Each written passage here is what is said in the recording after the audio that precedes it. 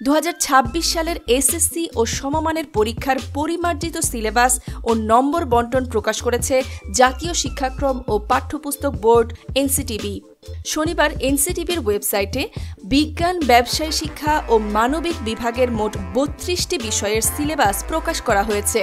পরীক্ষার নম্বর বিভাজনে দেখা গেছে, ব্যবহারিক না থাকা বিষয়গুলোতে 70 নম্বর রচনামূলক অংশে ও 30 নম্বর বহু নির্বাচনী অংশে থাকবে, আর ব্যবহারিক সহ বিষয়গুলোতে তত্ত্বীয় অংশে 75 ও ব্যবহারিক অংশে 25 নম্বর থাকবে।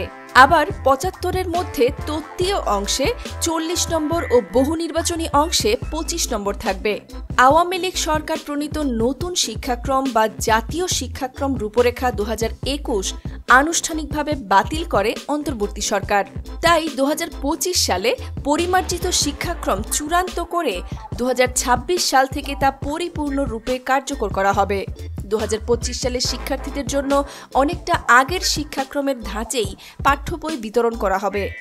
2025 সালে 10ম শ্রেণীতে উত্তীর্ণ শিক্ষার্থীদের বিজ্ঞান, মানবিক ও ব্যবসায় শিক্ষা শাখা অব্যাহত রেখে পরিমার্জিত পাঠ্যপুস্তকগুলো শিক্ষার্থীদের সরবরাহ করা হবে।